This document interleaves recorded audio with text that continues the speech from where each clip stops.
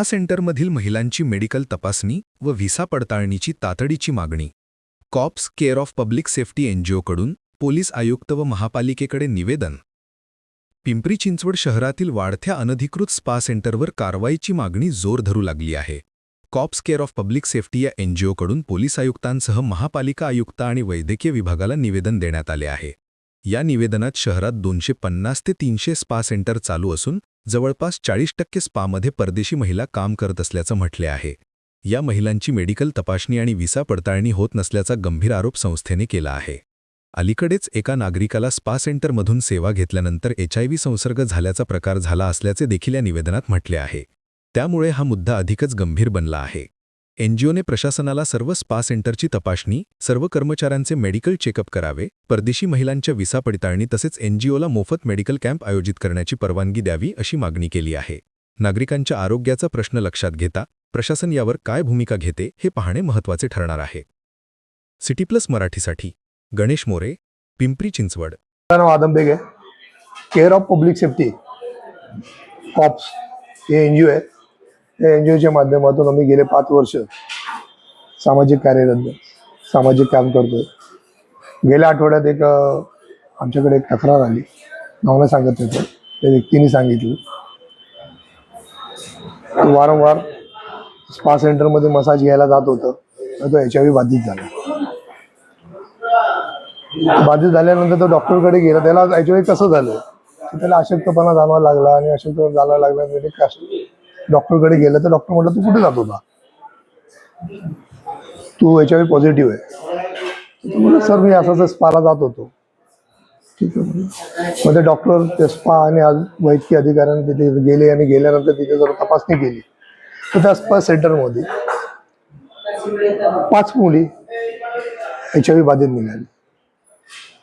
हा मुद्दा माझ्या लक्षात आला आणि आल्यानंतर मी म्हटलं एक पत्र द्यावं. त्या अनुषंगाने मी एक पत्र तयार केलं.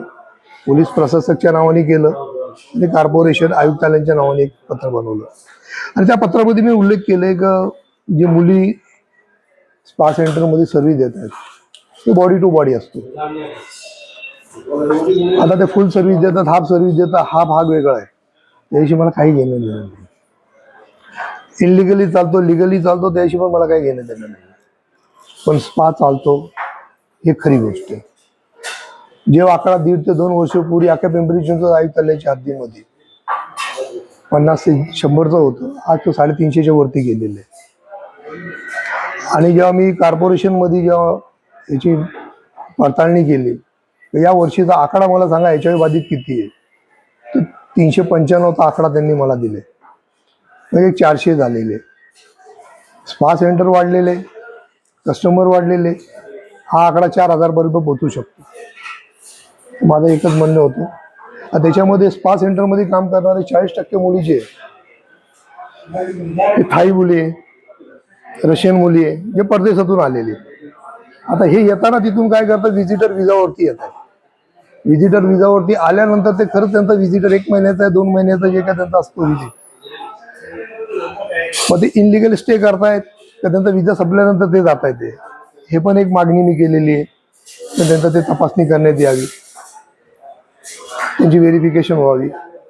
दुसरं, हे आल्यानंतर एका शहरामध्ये थांबत नाही ना, त्याला दिल्लीला उतरले, दिल्लीला 15 दिवस, 8 दिवस, 15 दिवस, 15 दिवस असं करते, महाराजभर फिरत राहतात. पण हे सर्वच प्रत्येक एरियामध्ये न करता तुम्ही ज्या स्पा सेंटरवाला जो स्पा सेंटर चालवतोय त्याची ही जबाबदारी आहे.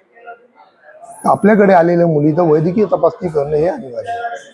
त्याची तपासणी त्यांनी करावी आणि कसं त्याला प्रशासकांनी सांगावं आणि कुठल्या पद्धतीने करून घ्यावं हा प्रशासकाचा भाग आहे, हे तो माझा नाही.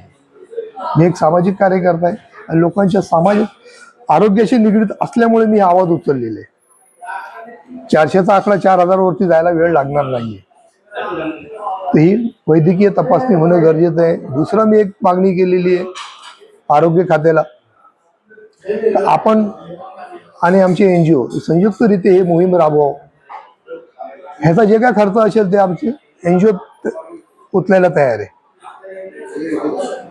जे वैद्यकीय त्यांना काय लागेल, सामग्री लागेल, जे काय लागेल, जे खर्च लागेल ते आम्ही वैद्यकीय याच्यामध्ये जे आम्ही फ्री ऑफ कॉस्ट मध्ये करायला तयार आहोत, अशी त्यांना एक मागणी केलेली आहे. आता 7 दिवसच झालेले मागणी करून. आता आयुक्तांना जे आम्ही पत्र दिले तर आयुक्तांनी त्यांचा मेलचं पण उत्तर दिलेलं आहे आणि माझ्या पत्राचं पण त्यांनी उत्तर दिलेलं आहे का ते आम्ही वैद्यकीय अधिकाऱ्यांना पाठवलेले आहे. आता वैद्यकीय अधिकाऱ्यांकडून अजून पण मला 7 दिवस झाले का आलेलं नाहीये. आणि पोलीस आयुक्त साहेबांनी डीसीपी क्राईमला दिलेले आहे. आता डीसीपी क्राईम काय डायरेक्शन देत आहे ते बघणं गरजेचं आहे. त्यांचं डायरेक्शन आल्यानंतर पुढील कारवाई ते काय करता येते, पुढील काय हालचाल करता येते ते कामाच्या संदर्भात वैद्यकीय तपासणीबद्दल काय ते नोटीस इश्यू करतात तर काय करता येते ते बघणं गरजेचं आहे. आता वेट अँड वॉच वरती आहोत आम्ही, बघू पुढे याचा आम्ही फॉलोअप घेतोय.